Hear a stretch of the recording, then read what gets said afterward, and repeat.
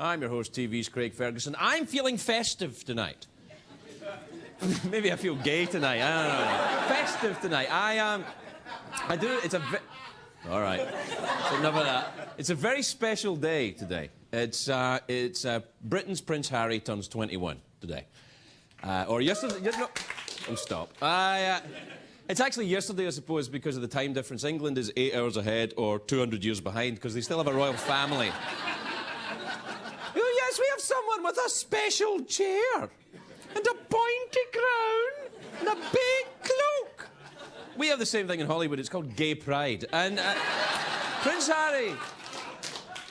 Harry is becoming an adult, which as a royal in Britain comes with a lot of privileges. You can behead people, you can annex a small country. Turning 21 is a very big deal in the UK. There's even a song about it. It's a wee song. It's 21 today, 21 today. You've got the key to the door, never been 21 before. It's kind of better if you're drunk. But isn't everything. Harry's problem, he's turning 21, but he's a royal. He's probably facing many of the same issues that I faced when I was 21. You know, which palace should I live in? Which subject do I like best? You know, not math or science, but, you know, which actual subject do I like best? Which scrawny, inbred haemophiliac from a different royal family should I marry? Yes, I'm a big fan. Yeah, you can tell. A lot of the young folks, and I want to say this, a lot of the young folks might be envious of Prince Harry. He's got all that cash, all that money that his ancestors stole from poor people. He's got a nice crib in a good area. His home actually is his castle. But don't be envious. Because I think it'd be much better to be 21 and not be royal. I mean, this guy's got his future laid out for him. His life's planned out. It's a series of waving, smiling for pictures, dressing up. It's like going to a wedding. It's like going to a random wedding every day. But all the bridesmaids look like Camilla Parker Bowles.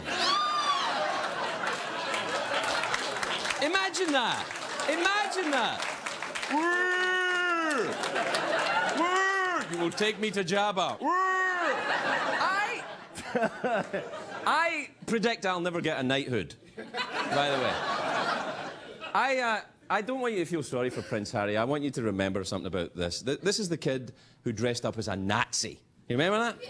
This is the kid who dressed up as a Nazi! You know, when I was 21, I had a brown shirt, but it had a wee alligator on it. It didn't have a swastika on it. Fans of the royal family in Britain always say that the Queen and the royal family help tourism. They always say, you know, the Queen does a lot for tourism. She brings them all in. She brings them all here. Say what you like. But Expedia does a lot for tourism. You know that?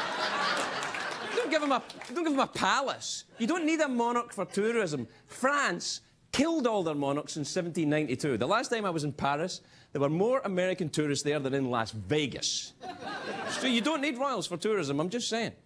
You need a beach, is what you need for tourism, basically. The royal system, I think, is flawed. Is it the only way you get a job is if someone in your family dies? It's the only way you move up. You have to kill the next person. I don't think that's the right way to run a business. In America, we have a much more meritocracy. You get promoted for your talent, for your performance, for sucking up to the boss. That's what you get promoted for here. The American way.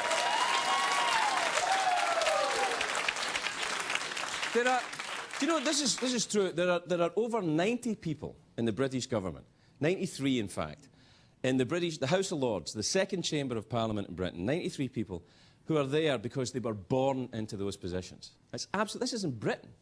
93 people in the House of Lords. Their success is based totally as a result of sperm. That's it. It's exactly like Paris Hilton. No, you know, she was born into a family. You know, that's what I mean. Nothing to do with... Yes, I actually mean the other thing as well. But the royal family in Britain is having trouble, actually. They're in trouble now. Once upon a time, they ruled. I mean, they totally ruled. But now not so much. They're not so popular now. They're kind of... it's like the cast of The Surreal Life. You know, some people are... they're kind of has-beens shacked up in a cool house. You know, it's kind of like... Prince Philip's like Britain's MC Hammer. I'm being a little tough on MC Hammer, but you know what I mean. See, if the royals want to regain their popularity, they should turn it into a reality show. Everybody likes that. You know, each week you get to vote a different royal off. The one that goes out gets beheaded. I think it would be good. Fox, are you listening? Fox, are you listening?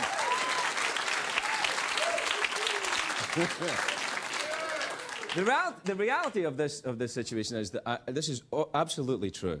The royal family is more popular with Americans than they are with the British. That really is true. I'm telling you, you guys soak it up. In Britain, they're like, To me, they're just like those oddballs who dress up like, at Colonial Williamsburg at the Renaissance Fair, you know. Here, would you like some beer? I just wanted to say that. I don't think royals say that. We have royals. We start making our own royals here in America. We have the King of Pop. King of Pop. He seems to be above the law. There's I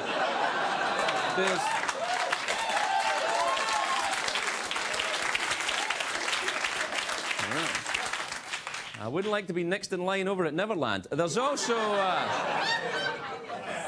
we've got King of Pop. We have Queen Latifah. We have Prince.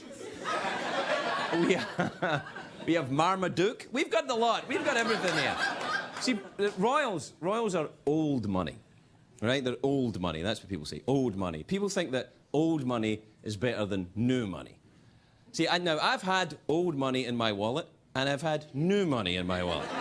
A wrinkled old 20 or a brand new 20, they're both exactly the same to me. They both get you the same lap dance. I'm fine with either one. Money's money. Old money isn't all that. You don't want to be a Hilton. I don't want to be a Hilton. You know, I'd rather be a Best Western than a Hilton. That show, Who Wants to Be a Hilton? It bombed. Nobody wants to be a Hilton. No one even wants to watch a Hilton on TV. True. Well, unless you got that video, like I'm saying. You can... Anyway, here in America, it's about it's about who you are. It's not about where you come from. The phrase in America, "Who's your daddy?" is not actually... It's not actually a question. It's a kind of term of endearment said in the middle of lovemaking. You know. Who's your daddy? Either that or during a job interview, I don't know. What I love about this country is that our Constitution says that everyone is born equal. Equal. Right? You're born that way. You're born an American, you're an American. Which is even in a ritzy place like the Hamptons, right? P. Diddy has a house right next to Martha Stewart, right? You see, in America, even a grizzled ex-con can live right next door to P. Diddy. And I think that is fantastic. Let's get on with the show, everybody. Now, you know, Larry King Live had President Bush on for the full hour earlier tonight. And we've got some of the highlights. Take a look at this.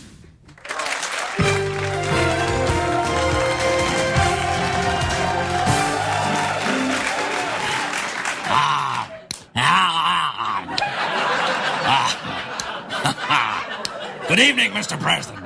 Thank you for joining me.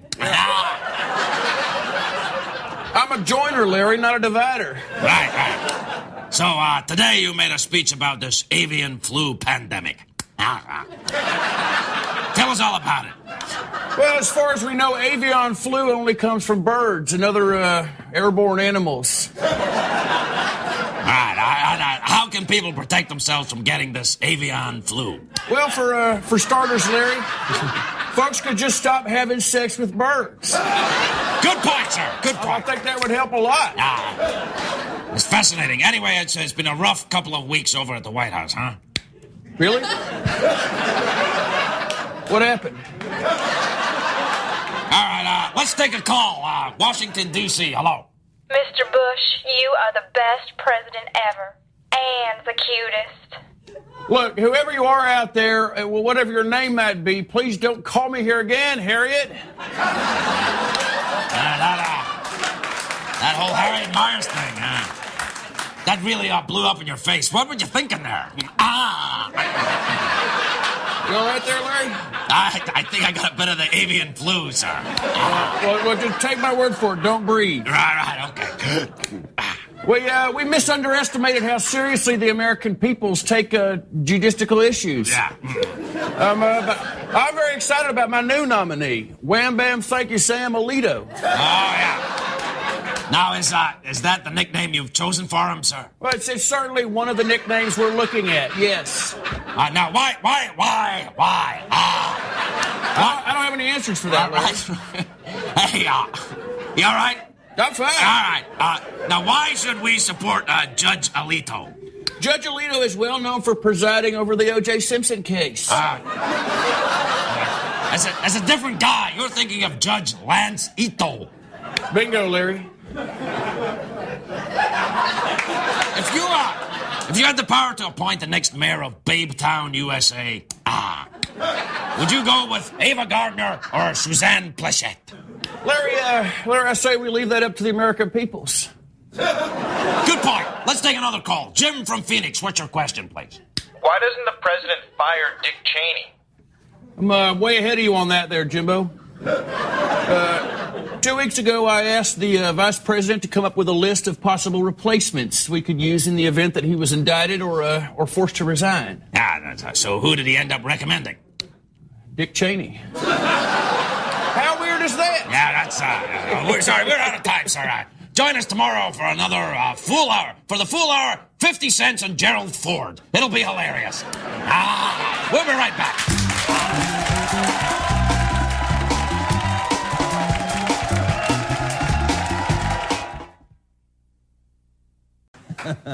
My first guest has appeared in films like Snake Eyes and Spy Kids. She wasn't in Snake Eyes and Spy Kids, but films like them. She was also in Chicago Hope. She plays a scientist trying to save humanity from invading aliens in the new CBS drama Threshold. Threshold, that's it, isn't it? Yeah, and it's on tomorrow night at 9 o'clock. Take a look at this.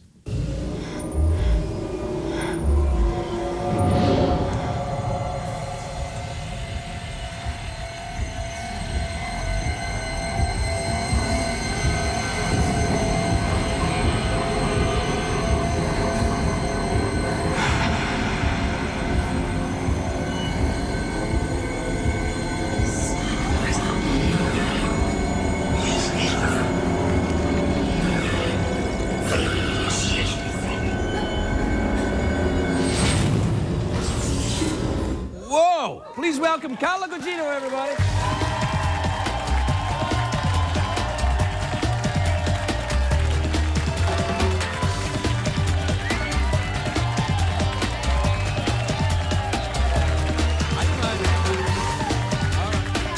Yep.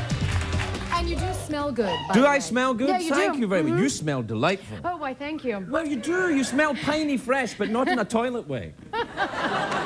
I've been shooting all day till the moment I got here, so I don't know what that is. I mean, it's the Threshold set, I suppose. Well, that Threshold thing looks fantastic. It's really scary. Yeah, it's really. How can you put that on TV? Folks won't get to sleep. I don't know. I mean, I keep being so surprised that we're getting to go as dark as we want to, and it's really scary and really complex and very cool. And you work all the time doing this kind of thing, don't you? Because it's like shooting a movie, but it just never stops. Totally. No, it's actually our camera operator said to me yesterday, he said, working on a TV show is like alcoholism, one day at a time. Well, that's true. So I think that's what you have to do. Certainly the way I handle it. Yeah.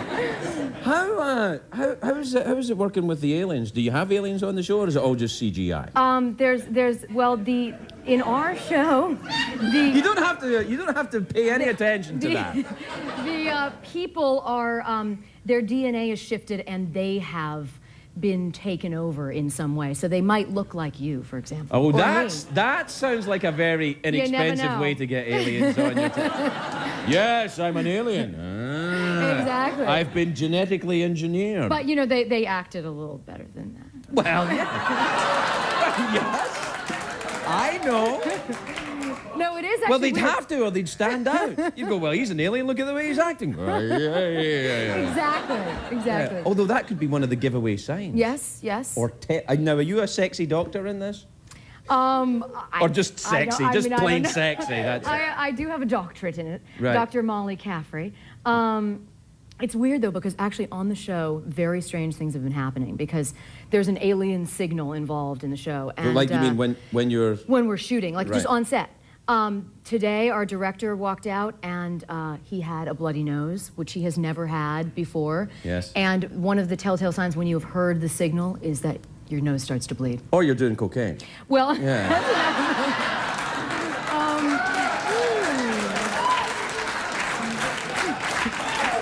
that is another possibility. I'm going to have to investigate that. I'm just saying, you know, these are long hours, you know. It's true. Okay, we're ready to shoot. Let's go, let's go. Aliens are coming.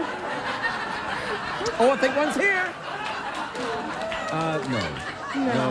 I don't think so. I don't think so, but you never know. You know, it can happen. It can happen. It can happen. It is show business, after all. Yes, I know. I've heard it happens in show business from time to time. Never to me, though. What was the? Have you ever had any alien encounters? You ever seen an alien? No, I haven't. I mean, it would be a much better story if I had, but I'm a resident alien. I have a green card. Exactly. Yeah. And I'm really comfortable with you. So, Yes. Yeah. No, I haven't had the first-hand experience, but I'm telling you, I mean, weird things are happening, and you know, I wouldn't be surprised if all of a sudden I have some strange extraterrestrial encounter now. What would you do? What would you do if aliens arrived and said, well, we've got a fabulous planet, get in our spaceship and come back with us? Would you stay or go? I would have to check it out. Yeah. Yeah. Even if they said fabulous planet like that? Especially if they said fabulous. Oh, we've got a fabulous planet. You know, all the sofas are over here and all that. No. Yeah. Are you always been interested? You? I don't know. I might have when I was younger. You know, I think I did a couple of times when I was younger. But I think now I would stay. I like it here in California. Yeah. The climate's nice. Yeah, the weather's. Are you from here? You're from here, aren't you? Florida originally. Ooh. And then I lived in Sarasota, Florida. All right. Then I lived in Northern California, and then I've been between here and New York for a bunch of years. Oh, really? Oh, but the actor single clap. That was so. New York was That was sort of someone from direct. That was someone from Kansas who's right in between New York and LA. Just I'm right in the middle. Exactly. Yeah. So do you like it better? What's your preference? New York, LA? New York is, you know, it's the best city in the world. It is, yes. But LA is the best city to live in. We've got the mountains. We've got the mountains, the water. What do you do here? Are you an outdoorsy person? Do you go the surfing and wine picking? I'm not a big surfer. I used to be a body surfer when I lived in La Jolla as a kid, and I got crunched by one too many waves, and now I'm like terrified of the surf. I have to get over it. It's like you have to get back on the horse. I have to, get back You don't on want the to take a wave. horse out surfing. No, although it can be fun. I hike. I hike You in the hike? hills a lot. Yeah. I like that. Do you go hiking up to the Hollywood sign? Yeah. I do that. Yeah, it's a great hike. Isn't that too. good? Yeah. I actually went the other day with my little pup, though, who's she's 10 pounds. She's small. Her name's Oh, Luna. you're an actress with a small dog. I've never But met no, one. I don't know. let me just tell you. I know Yeah. it's a cliche. I know it's a cliche. But she is a big dog in a small dog's body. Oh. I'm convinced. Yes, I'm not one of those actresses with a small dog. Oh, okay. How can you tell she's a big dog in a small dog body? She doesn't yap, you know. Yes. She's just very cool about things. She's like, I mean, there is this thing that happens, which is like you do something and then it becomes, a trend. Like I got a tattoo when I was 17. Yeah. And then all of a sudden everyone's getting tattoos, and now I can't get any more because now it's just like a trendy thing to do, Well, it'll soon pass. Now and, then I can start. Hey, if you're ever looking for an investment, though, tattoo removal parlors, they're going to become Yes, very they popular in are. about They 5 or are. 6 years, I think. You say, thank God I only got one. Yeah. But one's good. Just I don't have one. any. Yeah, no? No. Is it the Scottish thing? I don't know. I don't know. Maybe it is. No, I've met Scotsmen with tattoos when I was in prison. Anyway, we're done. Carla, it's lovely to meet you. That threshold thing looks fantastic. Thank you. Carla Gugino, everybody. We'll be right back with Alice Cooper.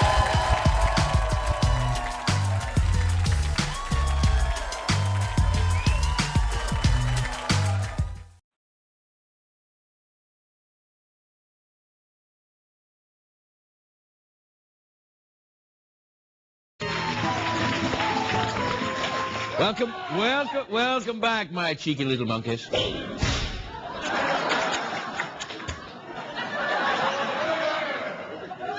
My next guest is a rock and roll legend, actually, who has been performing for more than 40 years. His latest album is called Dirty Diamonds, and he's touring all through Halloween, all across America. Please welcome one of a kind, Alice Cooper, everybody.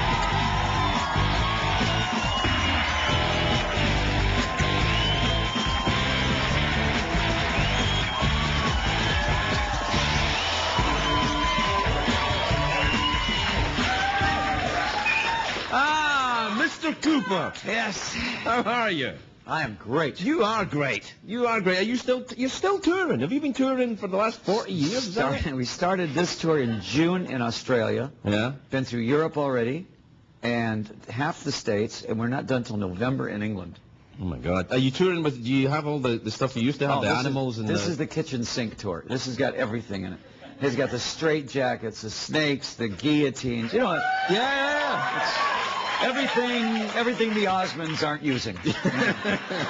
Well, apparently they are. Now, how do you get to move them from country to country? I mean, it must be trouble with animals and stuff. The snake is always hard. The snake? The snake is always hard. In fact, we had a snake last year that ate his heating pad. The snake ate the heating pad. How does a snake eat a heating pad? No. And why does it need a heating pad? It doesn't. Well, they need, because they're cold-blooded, so you always have a heating pad in the bottom. Do they have heating pads in the wild? I don't know. I would imagine that the jungle is their heating pad. Right. They live in warm places. The jungle is their heating pad. Yeah. But we put a rat in the cage. You know, this is an albino python. Beautiful snake. Oh, wow, yeah. And great big snake. And we put a rat in there, and, you know, and she's, oh, boy, lunch, you know. And you close the thing. Is the rat alive at this point? Oh, yeah, they won't eat dead rats. They have to. I forgot you're Alice Cooper. Yeah. And the next morning, we open up, and there's a cord coming out of her mouth. Oh. And I went, how does that happen? She literally ate the heating pad because she thought it was warm. They don't have a very good sight. Yeah, and they're not bright snakes either. They're not smart. And so we didn't know what to do. He said, do we pull the cord out? And the doctor says, no, we'll pull her stomach out if you do that. So cut the cord and let her digest the heating pad. You had to unplug it first, obviously. Yes. And then we thought, well, and he says, she'll probably pass it. That's a lot to go through a snake. That's a lot. Yeah. That's a big pad. Yeah. And so I figured, you know, so anyways, she didn't pass it. No. And her nose started bleeding a little bit, like... Could have been cocaine. Could have been cocaine. I saw that before. Yeah. And she has a history of cocaine, too. Yeah, which is albino snakes, yeah. And so they had to cut her open and take the heating pad out and then sew her back up. So now she's in a petting zoo. Oh, right. She retired from rock and roll. She's in rehab. Yeah. In the petting zoo. That's the fastest snake we ever had, though. Really? Yeah, the cocaine. Oh, yeah. That makes them quick. It makes them... What animals are you touring with now, then? Have you got any animals? No, that's all. Just that and Just my a band. snake? My band are animals. Yeah, I've heard that. Yeah, I've heard that. And my daughter, of course, travels with us. She plays all the parts in the show. She plays like about 6-7 different parts in the show. Has there ever been a point where you thought, because your daughter's now working with you, you've been doing this for a long time, is there ever a time when you thought, I'll just, get my hair cut and get a proper job and stuff? You know, no. I really can't think of going to a job. You know, when I was 16, I started my band when I was 16, and that was to avoid working at Safeway.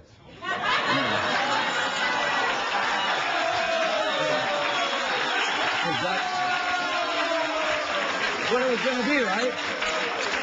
When you're in high school, you work at Safeway. So I said, if I get in a band, you know, maybe I won't have to do that. 42 years. Safeway, by the way, are a fine organization. Oh, I love Safeway. I go there every day. Yeah. And funny, I had you down for Trader Joe's, but that's just me. Safeway. I'm all-American Safeway.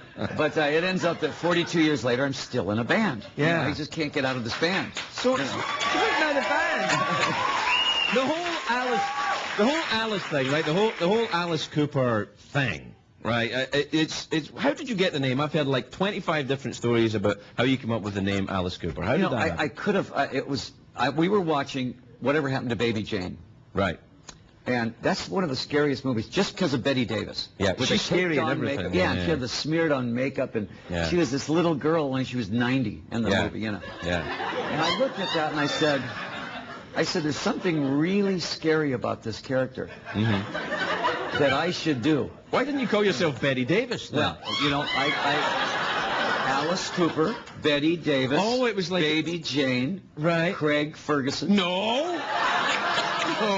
then? I could have been Betty Ferguson. I could have been, you know, but Alice Cooper. If you played the cards right, girlfriend.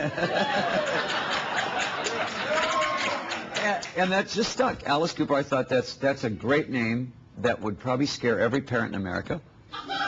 It ended up doing that, And didn't it did. Yeah, it sure you know, did. you can't shock an audience anymore, though. We're in shock-proof audiences anymore. In the 70s, it was easy to scare an audience. All right. Because there was nothing to compare us to. There was, right. you know, now you really can't compete with CNN. Yeah. CNN. Scary stuff. Scary stuff. True story. CNN is the scariest thing you've ever seen in your life. It is. Because, I mean, there's Marilyn Manson, myself, nobody, we can't do shock rock anymore because CNN is shocked everybody. Yeah, I know. I'm shocked at that. We have to take a break. We'll be right back. We'll be back with Alice Cooper, everybody.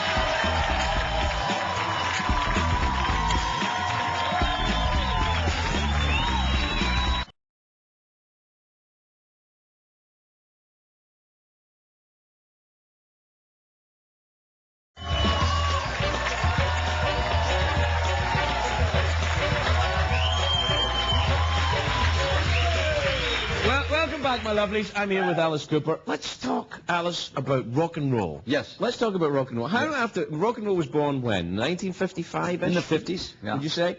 What was the first rock and roll record? The first, I think, Rock Around the Clock was actually considered the first rock Bill and Haley roll and the record. Comets, Bill Rock Haley and Around the Comets. Clock. Yeah, and it was from the Blackboard Jungle, I think it was, That's from right, the movie. yeah. And then it went on from there, but I mean, you know, it's all based in blues. It all goes back to blues. I think if you listen to the early Rolling Stones, their first records were all blues records. Yeah. People were amazed the Rolling Stones were white when they first saw them. Yeah, That's true. true. That's true. Because when you hear the early stuff, you think these guys are from down in the south, And we were 15-year-old kids. We thought they wrote all those songs. Yeah. Those were actually, you know, Blind Lemon Pledge songs or whatever, whoever the blues guys were, you know. Yeah, you lost me with Blind Lemon Pledge. Well, you know, they have those great blues names. Right. You know. So how come from the 50s on, like people have just loved rock and roll? You're still, you know, doing stuff that you were doing to avoid working in Safeway. Yes. And But why do people love rock and roll? Is what I want to ask. Guitar rock will never die. Why is that? It's the only. Yeah, I agree.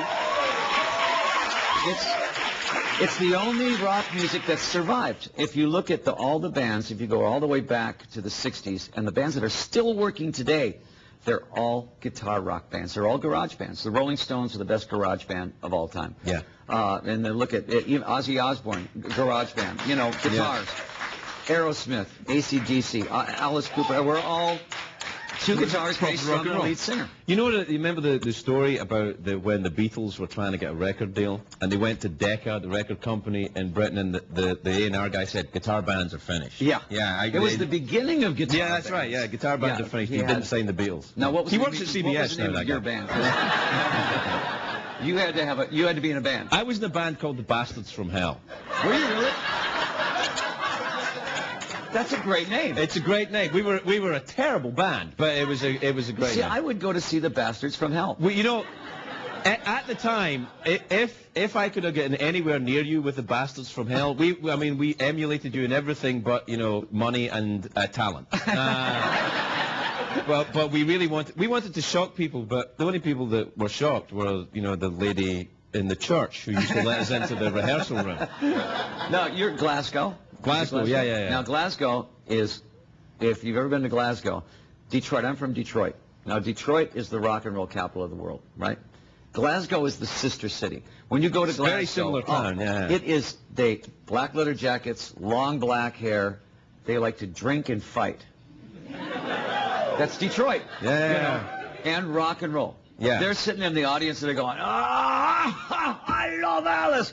Boom! Yeah. They hit each other. And I went, oh, I'm home. This is Detroit. I love this. But it really is. It's very similar. It's very similar. I always think that Detroit, Cleveland, and Glasgow are three cities that could have been carved out of the same place. I don't know what it is. Is it a working class thing? It really is. Is that what it is? It really is. Kids from Detroit used to come from, or people from Detroit come to the show right from work. Black leather jackets. They work in the factories and everything, and that's what they wore. Levi's Right. black leather jackets. In Hollywood, you know, they go home and change into the black leather jackets and put the Levi's on. They put the safety pins in their cheeks and everything and go, live on the street down there. You see that with the young folks now as well, though. The kids who grow up in Beverly Hills are going, "What up, G-Funk?" You know. What are you, don't G-Funk me. Hey, you know, if I see a kid with a hat on sideways, I just smack it around. Yeah. We got to take a break, and then Alice Cooper will be back to perform right on this show. Alice Cooper, everybody.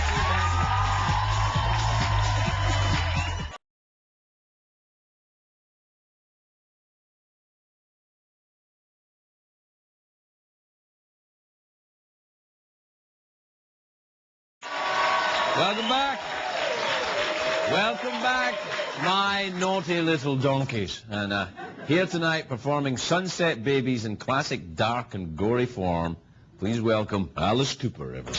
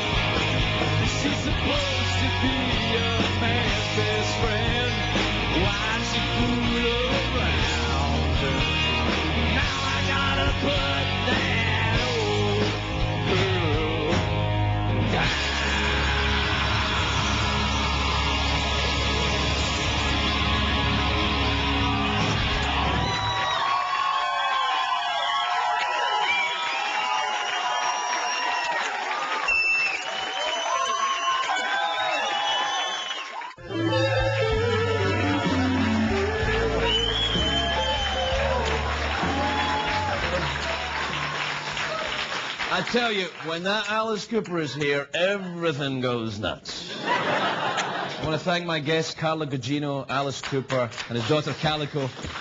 Join me tomorrow night with Alison Hannigan from How I Met Your Mother, former Sex Pistol Steve Jones, oh no, Blood Tonight, Spit tomorrow, and tomorrow the music of Augustana. Good night, everybody. Good night.